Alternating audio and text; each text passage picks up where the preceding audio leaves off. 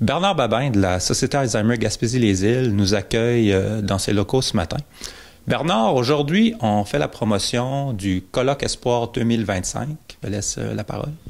Oui, ben le colloque, on le dit, là, c'est annuel. Ça fait partie de notre organisation, qu'on a aussi le but d'informer les gens, la population sur, les services qu'ils peuvent avoir avec la Société Alzheimer, mais informer les gens sur l'évolution de la maladie, sur leur donner plus de conseils, tout ça. Donc, le volet information est important.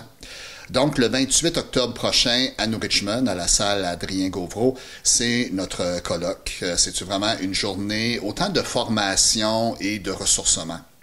Il va y avoir plusieurs conférenciers. Je pense à Justine Reed le matin qui va être là plus pour nous donner des conseils aux gens. La respiration, c'est quand même important. Des fois, on prend pas assez le temps de respirer, tout ça, puis il y a vraiment des bienfaits pour le corps, tout ça, concentration, donc elle va nous expliquer ça. Et on a Mylène Paquette, là, que je pense que les gens connaissent pas mal, qui avait déjà fait à la rame, là, un séjour assez important sur mer, là, de Halifax jusqu'en Europe, puis la conférence, c'est vraiment ressourcement. Mylène, durant son parcours, bon, elle avait vécu beaucoup de difficultés durant son parcours, tout ça. Puis elle vient de nous parler aussi, pour un proche aidant, l'importance de peut-être de trouver des plans B. C, D, lorsqu'on vit différentes problématiques là avec notre famille, tout ça. Donc, elle va nous parler de ça. Il va y avoir une conférence aussi sur la santé cognitive qui va être donnée par Claudie Cousin, qui est notre coordonnatrice programme et services. Les données démontrent qu'on peut retarder de 40% un diagnostic en faisant attention à notre santé, que ce soit au niveau alimentaire, que ce soit au niveau de la santé physique, faire le social. Donc, elle va nous parler de ça. Après ça, il va y avoir un forum de discussion avec les différents partenaires du milieu en lien avec les services qui peuvent être donnés dans le coin, avec des gens qui ont des pertes cognitives, ces choses-là, avec des gens qui côtoient une personne. Donc, un forum de discussion intéressant là sur une durée d'1 heure. Et après ça, la santé publique vont être là aussi pour nous inviter à bouger.